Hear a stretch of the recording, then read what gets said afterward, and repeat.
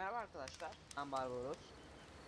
Bugün sizlerle The Beginner's Guide adlı oyunu ilk ateşli dakikalarını çekiyorum.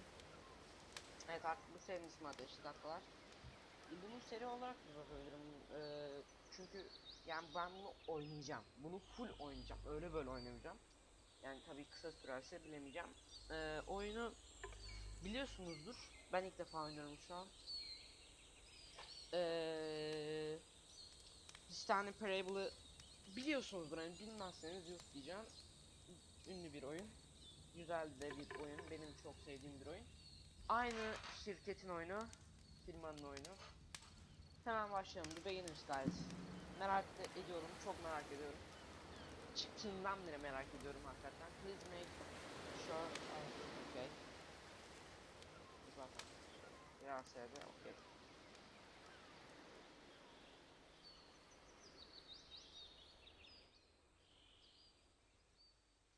Hi there. Thank you very much for playing the beginner. Abi şey yok mu ya? Bu ne abi?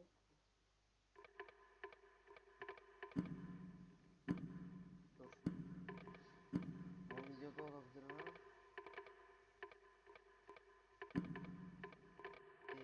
İnşallah. Guide. My name is Davy Reedon. I wrote The Stanley Parable, and while that game tells a pretty absurd story, today I'm going to tell you about a series of events that happened between 2008 and 2011. We're going to look at the games made by a friend of mine named Coda. Now, these games mean a lot to me. I met Coda in early 2009 at a time when I was really struggling with some personal stuff, and his work pointed me in a very powerful direction. I found it to be a good reference point for the kinds of creative works that I wanted to make. So just to start you off, this is, I think, the first game he ever made. It's a level for Counter-Strike. You can walk around here, by the way. And mostly it's just Coda learning the basics of building a 3D environment. But what I like is that even though he starts from the simple aesthetic of a desert town, he then scatters these colorful abstract blobs and impossible floating crates around the level. And of course, it destroys the illusion that this actually is a desert town, and instead this level becomes a kind of calling card from its creator. It's like a reminder that this video game was constructed by a real person. And it kind of makes you wonder, what was going through his head as he was building this? This is what I like about all of Coda's games. I mean, not that they're all fascinating as games, but that they are all going to give us access to their creator. I want us to see past the games themselves. I want to get to know who this human being really is. And that's exactly what we're going to do here. So, it's 2008, Coda starts making these games, and he never releases any of them. He doesn't put them onto the internet, he just makes them and then immediately abandons them, and they sit on his computer forever. And I think he really understood this image of himself as a recluse. At one point, he jokingly renamed his computer's recycling bin to Important Games Folder. So, you know, this was just how he worked. He tended to crank them out one after the other without even really pausing to try to understand what he had just made, until suddenly one day, he just stopped. In 2011, that was it. He made his last game, and then he hasn't made another one since. And that's why I've taken this opportunity to gather all of his work together, is because I find his games powerful and interesting, and I'd like this collection to reach him, to maybe encourage him to start creating again. And if the people like you who play this also happen to find his work interesting. Abi ben bunu size var ya, intro bu. Ama var ya, ben bunu size nasıl anlatacağım hiçbir fikrim yok. Zaten zor anlayabiliyorum. Vay, Mortal Kombat X. Neyse, zor anlayabiliyorum. Bu bir tane adam var, bu Stanley Parable yapan adam.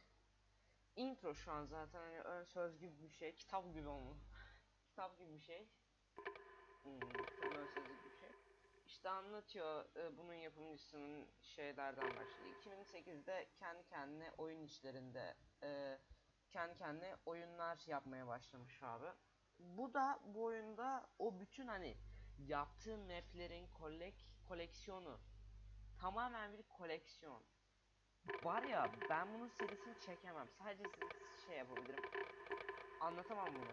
İmkansız, çok güzel bir oyun. Öyle böyle değil. Altyazı olaydı çok daha iyi olabilirdi. Aa, kardeş sen bize niye bir şey vermiyorsun?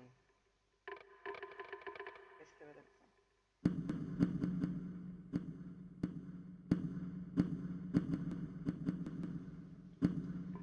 Interesting, then I'm sure it'll just send that much stronger of a message of encouragement to Coda. So thanks for joining me on this. If you have a particular interpretation Bitiyor sanırım. that I haven't mentioned here, or if you just need to get in touch, you can email me at daveywreden@gmail.com. Okay, that's about it for introduction. Let's take a look at Coda's first proper game. As each game is loading, I'll show you the date that it was completed. This first one was made in November 2008. Bu arada loading ekranında o siyahlık bana da değil, merak etmeyin. Evet abi bu da... Warning. Whisper machine active. Shift destruction imminent. This game is called Escape from Whisper, and it's one of the more generic games you'll see from Coda. Yine Koda'nın yaptığı şeymiş oyun. Evet. Var ya ben bu oyunu söylüyorum ya. Bu oyunu söylüyorum arkadaşlar.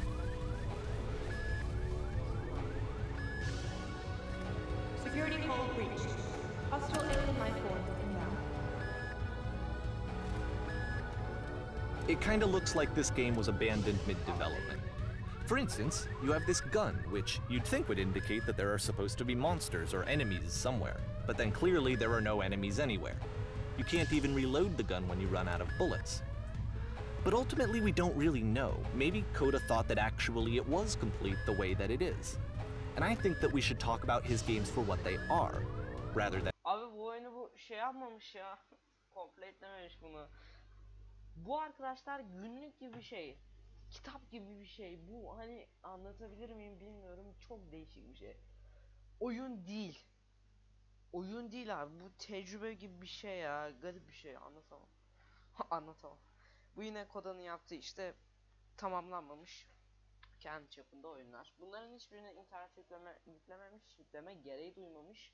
Ve bu oyun süper. Kesinlikle oynayın abi. Ben sadece bir 5 dakikasını falan çekeceğim. Bu oyun değişik bir şey.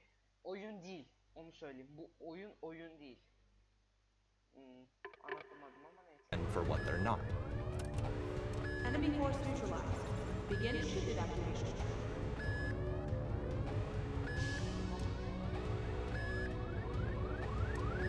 I love how you can see the bottom of the universe from this room. Hiç çevirmeyeceğim arkadaşlar.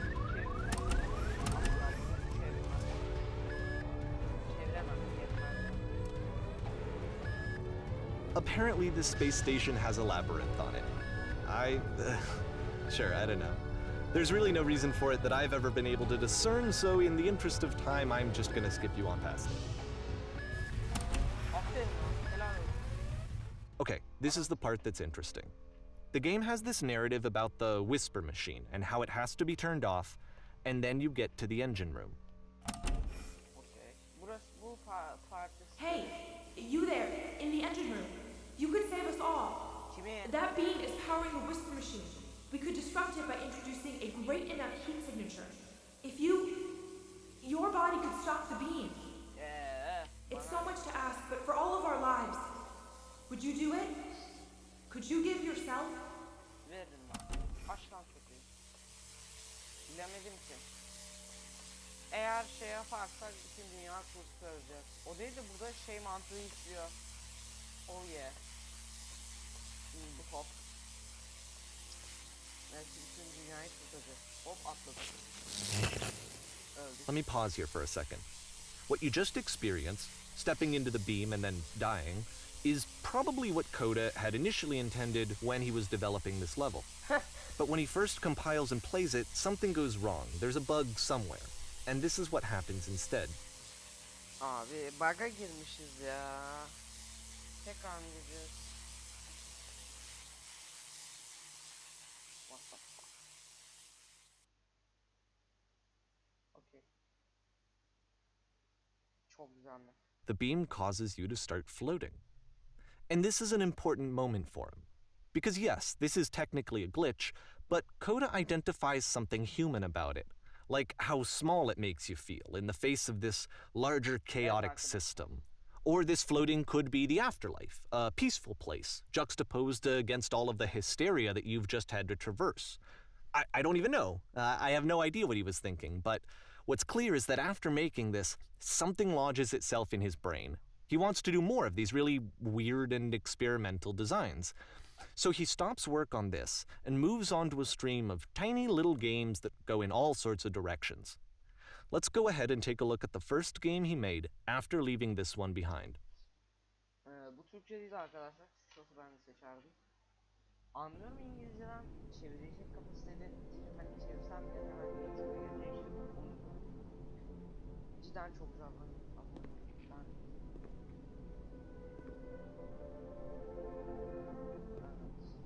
Yep, in this game you can only walk backwards.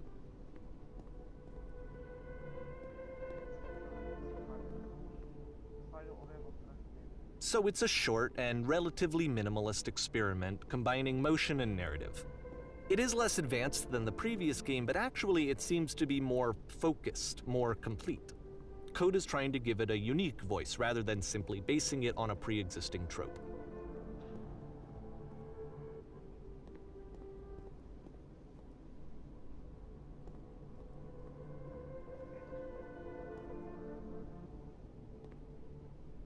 It's a short little thought, it says what it wants to say, and then it ends. Didn't need anything more than that. Which to me is why it works, because it gets out quick. Okay, next one. Bakayım bunu kaçta yapmış. Chapter 2'ye geçmişiz. Güzel. Korku oyunu.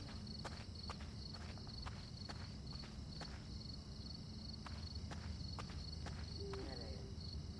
Nereye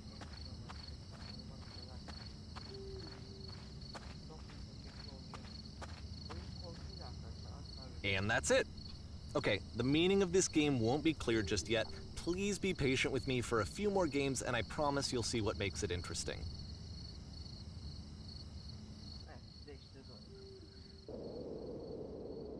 Oftentimes, Coda would put bizarre titles like this one at the start of his games.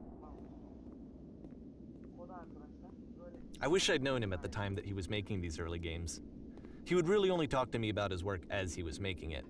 Once he stopped work on a game, like, that was it. It was dead to him. And I don't agree with that at all, but what are you gonna do?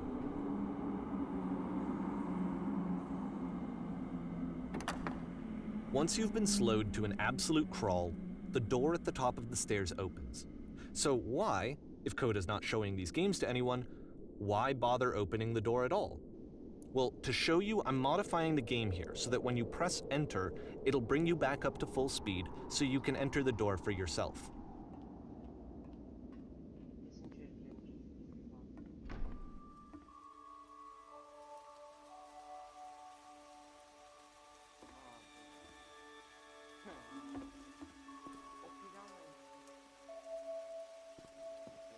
A room that's warm and nice and filled with little ideas for games.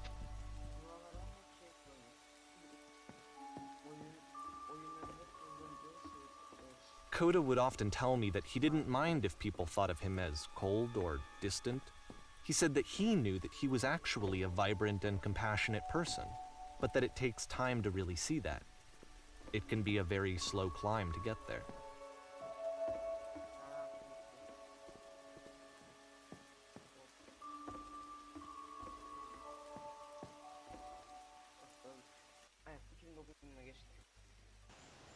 Acaba Stanley Parable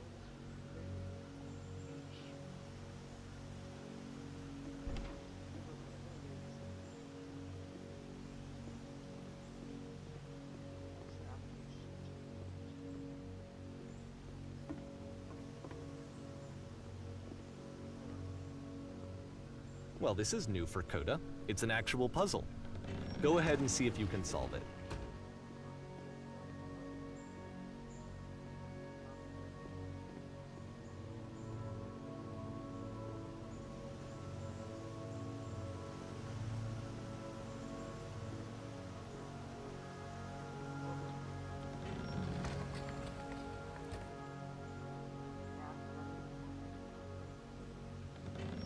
don't forget that solution, because we're going to see this puzzle again soon. We're gonna see it a lot.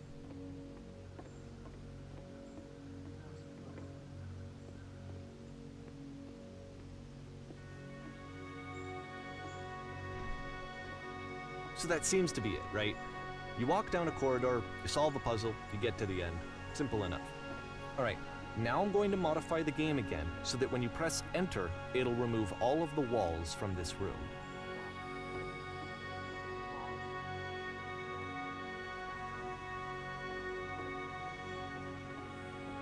How about that? There was more to it than we had any way of knowing. I actually find it funny that this game comes after the Stairs game, since they essentially convey the opposite idea. So, in the Stairs game, a dull exterior concealed a rich interior. And then, in this level, a dull interior hides this fantastic outer world. Either way, I think that the point is the same, is that most of the time you don't get to know what you're missing, or even that you're missing anything. That's not your role as a player. Cidden böyle bir şey gerçekse ki ben gerçek olduğunu düşünüyorum, hani bu odalarda gezebiliriz bence. Wow. So if your role here is not to understand, then what is it?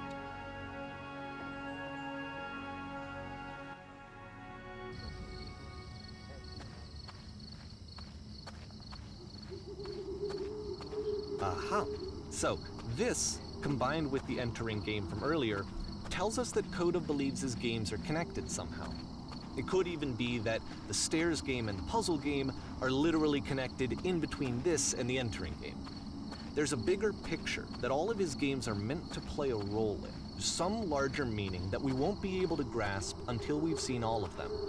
And once we have, we can step back and start to understand what exactly that bigger picture is.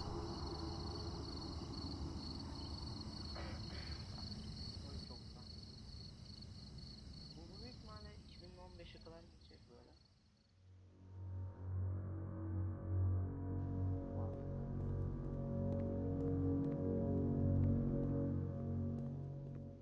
Let's talk about video game development for a second.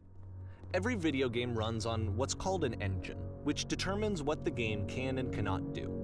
So in other words, the engine is a set of tools for game development. To make all of these games, Coda is using an engine called Source. Like all engines, Source has certain things that it does well, and it has certain things that it does poorly. One of the things that it does very well is boxy linear corridors. That's why so many of Coda's games are set in these large, flat, empty rooms, is just because he's working with what the engine does well. The tools available to the creator shape what kinds of creative work they're going to end up making. You might consider paying attention to the architecture in Coda's games, to notice how they seem to stem from an engine that's very good at producing linear, boxy corridors.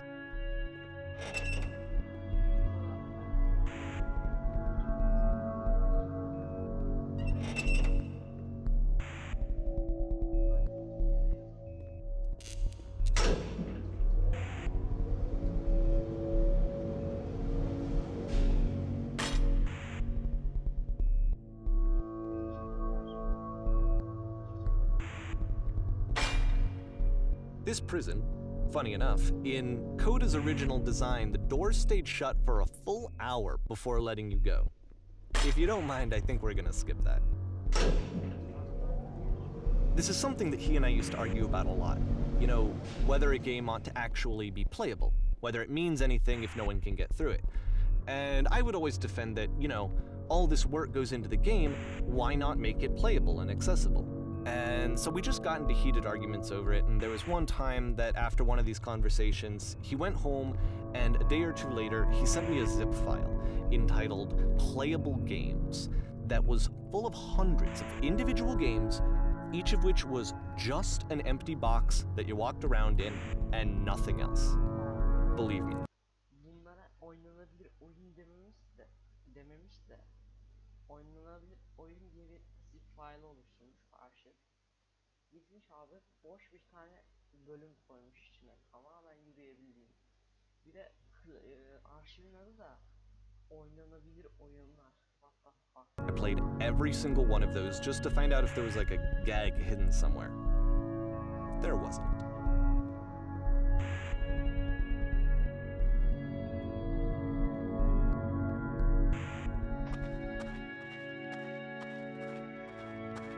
It's the puzzle again, with the exact same solution as the last time.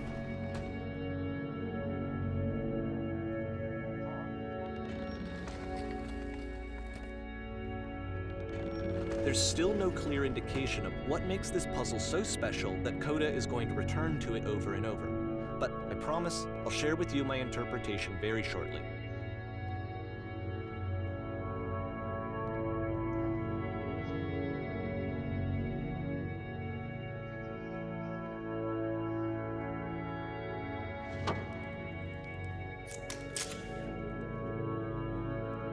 Here, Coda begins using a kind of dialogue system that he fashioned out of the engine's chat capabilities.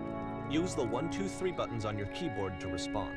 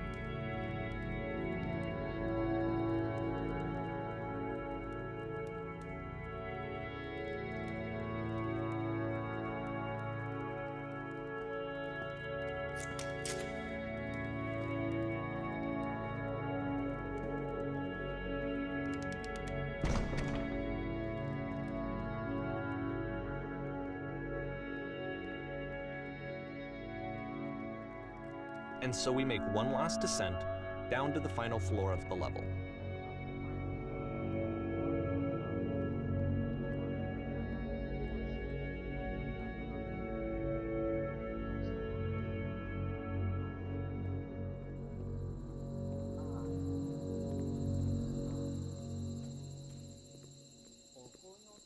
It's a lamppost.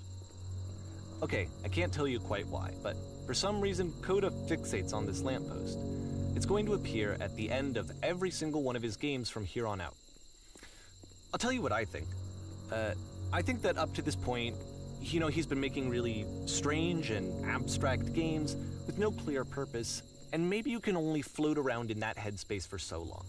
Because now he wants something to hold on to. He wants a reference point. He wants the work to be leading to something. He wants a destination, which is what this lamppost is. It's a destination. We're going to see it in the work as well. His games are just going to become a lot more cohesive, a lot more fully developed, with more of a clear idea behind them. And as we go, that idea will get clearer and clearer and clearer. Evet, hemen anlatayım. Burayı bu kodamız, canımız, ciğerimiz referans noktası olarak seçmiş. Yani başlangıç noktası olarak, yani başlangıç demeyeyim de orta nokta olarak her yere açılan bir kapı olarak seçmiş. Buradan istediğimiz oyuna gidebiliyormuşuz ki yüzlerce oyunun olduğundan bahsediyor ama burada sadece belirli sayıda kapı var ki bunu anlayamadım pek. binlerce sonu var oyunun. Evet, bence buraya kadar yeter. Beğenmeyi, yorum atmayı, subscribe olmayı unutmayınız. Hoşçakalın.